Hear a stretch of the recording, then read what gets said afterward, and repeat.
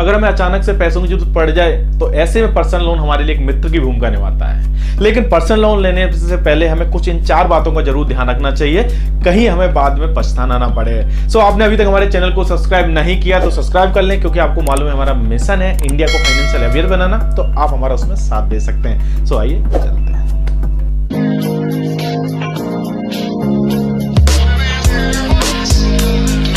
नमस्कार दोस्तों, मैं हूं शैलेंद्र और स्वागत है आपका मार्केट मिशन चैनल में। जैसा कि आप बात कर रहे थे कि पर्सनल लोन लेने से पहले हमें कुछ बातों को ध्यान रखना चाहिए। कौन सी वो बातें हैं जिनका हमें ध्यान रखना चाहिए? क्योंकि देखिए, पर्सनल लोन आसानी से मिलने वाला लोन है। इस लोन के लिए लेने के लिए हमें कोई भी गारंटी नहीं देनी थी, यानी कोई कोलेटरल नहीं रखना पड़ता, कोई भी चीज हमें गिरवी नहीं रखनी पड़ती है। तो ये आसानी से मिलने वाला लोन है। अगर किसी भी समय अचानक से पैसे की जरूरत पड़ जाए, आपका दोस्त काम नहीं आ रहा, आपका परिवार वाले काम नहीं आ रहे, अगर आपके कोई रिश्तेदार काम नहीं आ रहे, तो ऐसे में पर्सनल लोन आपके लिए एक मित्र की भूमिका निभाता है। पर्सनल लोन आसानी से मिलने वाला लोन है, लेकिन अनसिक्योर्ड होने के कारण थोड़ा सा इसमें ब्याज ज्यादा रहता है सिक्योर्ड के लोन के अपेक्षा, लेकिन आसानी से आपको मिल जाता है और आपकी समय पर जरूरत पूरी हो जाती है। लेकिन पर्सनल लोन लेने से पहले हमें कुछ बातों को ध्यान रखना चाहिए, कहीं ऐसा ना हो कि हमें पैसे के लालच में आके जल्दबाजी पैसे कर दें और हमें बाद में पछताना पड़े। सो आज के इस वीडियो में हम टोटल 4 पॉइंट में बात करेंगे कि पर्सनल लोन लेने से पहले हमें वो कौन सी ऐसी 4 बातें जो ध्यान रखनी चाहिए जिससे हमें बाद में परेशानी ना हो। तो वीडियो हमेशा की तरह शॉर्ट होगा, ज्यादा लंबा नहीं होगा, पूरा देखिएगा, कहीं आपसे कुछ इंपोर्टेंट छूट ना जाए। और वीडियो पसंद आए तो लाइक जरूर करिएगा। सो चलिए हम बात कर रहे थे कि वो कैसे कौन से 4 पॉइंट है जिनका हमें ध्यान रखना चाहिए लोन लेने से पहले। तो इसमें सबसे पहले पॉइंट की हम बात करेंगे, अपनी जेब के हिसाब से ले लोन। क्या होता है कि जब पैसा आता है तो हमें बहुत अच्छा लगता है और उस पैसे को जब हमें चुकाना पड़ता है वो हालत खराब हो जाती है। क्योंकि कोई भी लोन लेने से पहले, चाहे पर्सनल हो चाहे कोई भी से लोन हो, लेने से पहले हमें विचार जरूर करना चाहिए क्या वो लोन हमारे लिए काम का है, क्या हमें सही में उसकी अभी जरूरत है। अगर आपको जरूरत है तो उससे पहले अपने परिवार की स्थिति, आपका सारी जो भी जिम्मेदारियां उनको भी जरूर एक बार देख लेना चाहिए। कहीं ऐसा ना हो लोन चुकाते समय ये सारी जिम्मेदारियां आपके आड़े आए और आपको लोन चुकाने में परेशानी हो और बाद में आप कहीं किसी फाइनेंशियल ट्रैप में ना फंस जाए। क्योंकि लोन पैसा आता है, हमें अच्छा लगता है कि पैसा आ गया है और हम उसे यूज भी कर लेते हैं, खर्च भी कर लेते हैं, तो और बाद में अगर हम किस समय पर नहीं भरते हैं तो ये बाद में बहुत ज्यादा इफेक्ट करता है हमारी सारी चीजों पर। सो इस चीज का हमें विशेष ध्यान रखना चाहिए कि हमें पैसे की कितनी जरूरत है, क्या हमारी जिम्मेदारी है, उसके हिसाब से पैसा लें।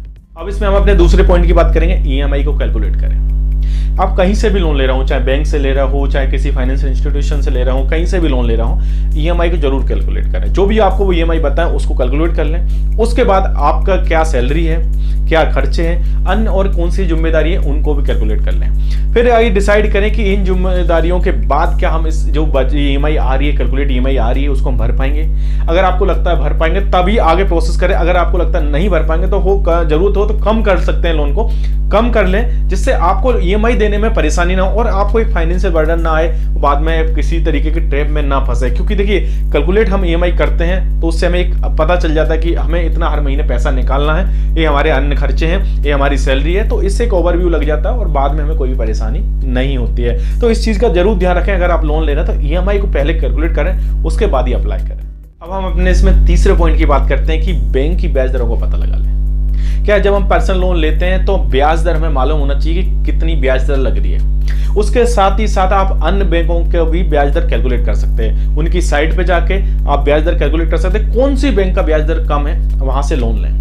क्या होता है कि जब ब्याज दर जितना कम होगा उतना ही आपका ईएमआई कम आएगा और आपके लोन पे फर्क पड़ेगा, क्योंकि अल्टीमेटली ईएमआई चुकाना आपको ही है। तो ध्यान रखें इस चीज का कि ब्याज दर जहां से कम हो वहीं से लोन लें, जिससे आपकी ईएमआई कम से कम बन सके। क्योंकि लोन आपको जितनी जरूरत है उतना ही लेंगे, आप कम कर नहीं सकते, तो कम से कम ब्याज कम रहेगा तो ईएमआई हमारी कम हो सकती है। तो इसको विशेष ध्यान रखें, कहीं से भी लोन लें पहले ब्याज दर कैलकुलेट करें और कंपैरिजन करें अदर बैंकों से कि कौन सी बैंक का ब्याज दर कम है, वहीं से अप्लाई करें। अब हम इसमें चौथे और अपने आखिरी पॉइंट की बात करेंगे, क्रेडिट स्कोर को ना गिरने दें। अगर आप पर्सनल लोन लेने का मन बना चुके हैं, पर्सनल लोन लेना चाहते हैं, तो इस चीज का विशेष ध्यान रखें कि अपनी ईएमआई समय पे पेमेंट करें, समय से उसका भुगतान करें। जैसा कि हम बात कर रहे थे कि ब्याज के तरह कैलकुलेट करें, अपनी ईएमआई कैलकुलेट करें और जो कैलकुलेटेड ईएमआई है उसको समय पे भुगतान करें, जिससे आपका जो क्रेडिट स्कोर है, सिविल स्कोर है, उस पर फर्क न पड़े। क्योंकि एक बार अगर सिविल स्कोर खराब हो जाता है तो भविष्य में आपको लोन नहीं मिलेगा और बहुत परेशानी आ गई।